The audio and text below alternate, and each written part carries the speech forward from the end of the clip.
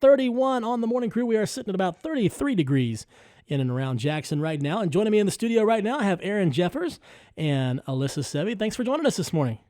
Thank you for having us. So now, of course, we're going to talk about why you're here in just a second, which is the Mountains Move Conference that's going to be happening this weekend over at World Outreach Church. But I'm going to put you on the spot this morning.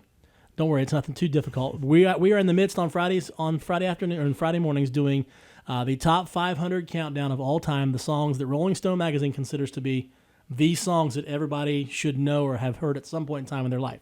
So my question for you is, if you had to pick a favorite artist or a favorite song of any genre, it doesn't have to be pop, it can be country, it can be rock, it can be anything, what would you say it is? You don't want to know mine. Oh, sure we do. I am a huge Matchbox 20 and Goo Goo Dolls fan. Okay, absolutely. Green Day. Green Day? Green Day and Blink-182. That was my Absolutely. when I was a kid. I'm feeling you. I've seen the Goo Goo Dolls twice in concert. They put on a phenomenal show. In fact, when I lived in Florida before we moved back up here, I worked at a radio station, and my first day on the job, my boss said, "I need you to be here at like 2.5 hours, 3 hours early." I'm like, "Why?" She said, "Don't worry about it. Just show up early. We're going to do some stuff." And I got to be the one, along with her, that got to escort the prize winners that had gotten tickets to the show backstage.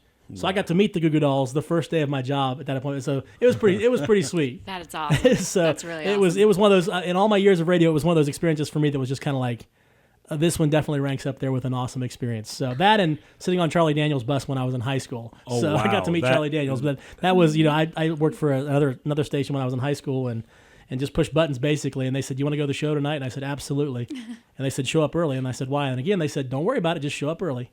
And so here I was, a 17-year-old kid sitting on the bus listening to Charlie Daniels tell road stories, which was just like, wow. So it doesn't get much. And then of course cooler than that. I would absolutely love to see Green Day. I'd love to see Green Day in concert somewhere. They got some new music coming out from what I understand. I seen them when I was, I think, a junior in high school, and that's been 17 years ago or so. It's been a while. It's their music, and even the Goo Goo Dolls as well.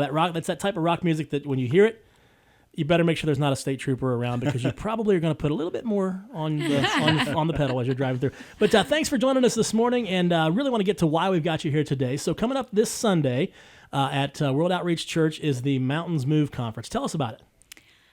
It is a conference that we held last year. It wasn't really a conference then. Right. It was just supposed to be the small night of getting people together who suffer from different aspects of mental health, whether that be anxiety, depression, addiction, those types of things.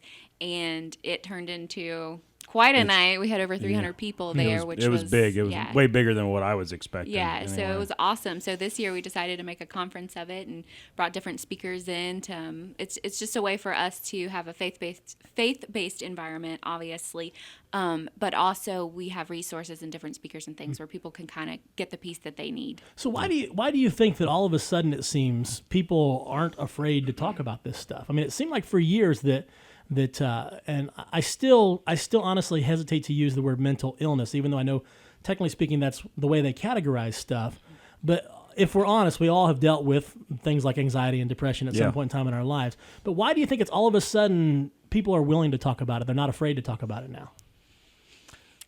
I really don't know why. I think the pandemic had a lot to do with it. I think that when we were on lockdown for months and months and months, and people would just sit and stare at their walls, and the anxiety and not knowing what the next step is, and the depression just really sank in. And I think that everyone realized that everyone was dealing with it, and I think that's a big part of why it's so out there right now for people to look at and to pay attention to. I think that's the big part of it, but I'm not sure. I know there was a huge stigmata on it, for there's years. Still definitely. Well, I think, and there's still a stigma on it. I just think that more people are willing to speak out about it, and I think our generation is more outspoken in general than past generations, and platforms. I think that people have a multitude of ways that they can get it out there now. And people are actually finally starting to be willing to say, you know what, I've realized through the pandemic, especially like you said, I can't control everything. We like to control stuff, but if we're honest, we know we don't honestly have control. So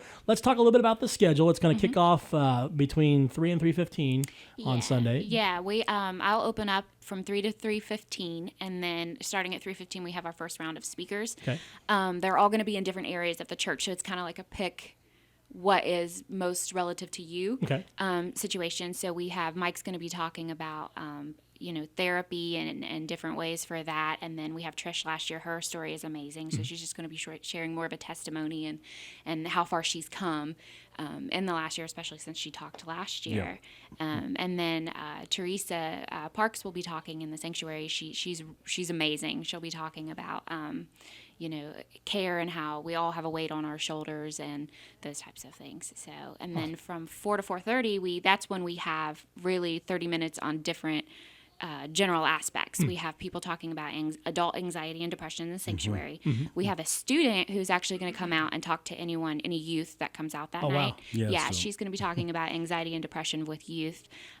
We have Jerry Bentley and Randy Palmer. They're going to be talking about addiction and mental health, because a lot of people don't understand that addiction is an alteration of the brain, so it is a mental health.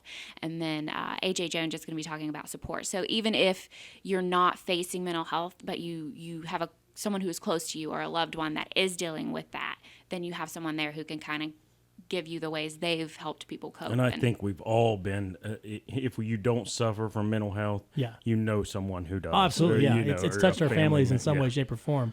Absolutely. So then it goes, so is it over at 4:30, or is what happens after that? No, we break. So, you can either have dinner with us. We're serving dinner from 4:30 to 5:30, or you can go out and eat and come back. At 6 o'clock, we kick off what we call the main event. So we have Jesse Reynolds and band. They're going to be doing a live worship session, live music. Wonderful. And then Morgan Griffey will be speaking. She's also a young lady, early 20s, has dealt with depression and things, so she'll be talking about that. And then my husband and I will be speaking, and then Aaron will speak, and then we're going to close out the night with some more music. Awesome. And I know one of the things that I mentioned to you guys, it's I asked the question earlier. It is available for the entire family, and so if you have kids, you don't have to You don't have to worry about coming with your kids, because there will be options for the kids. Absolutely there. Yeah. So, and the best part about it is, no charge, right? No charge. It's completely free. So let's check it out. It's happening this Sunday, starting at just around 3 p.m. or a little bit after at World Outreach Church. In case somebody doesn't know how to get to the church, give them some quick directions if they're. That's all you, bud. So it's really easy to get to. If everyone knows where Splashdown is, the Splashdown, old, it's right on 327. It's the church right before you get to Splashdown on that straight stretch. I keep telling Robbie he just needs to buy a Splashdown and have a special baptism service. You start at the top of the slide. You do the service, and then you just give your testimony. I think I would be all in for that. I would get rebaptized for that. I think a lot of people probably would. You can see the church, big blue roof from 32 right there. If you just take the Wellston exit and make a right onto 32 there, go through the Burlington Crossroads there, and then stay straight. The church will be right there on your right. So not too far right off 32. Yeah. So, well, thanks for stopping in this morning, and encourage everybody to check it out. It's the Mountains Move Conference happening this Sunday, starting at 3 o'clock at World Outreach Church just outside Wellston. Thanks for stopping in this morning. Thanks for having us. All right, lots more coming up on Mix 96. Back to your top 500 countdown with some classic Doobie Brothers. Here's What a Fool Believes, back with Michael when Michael McDonald was singing with them.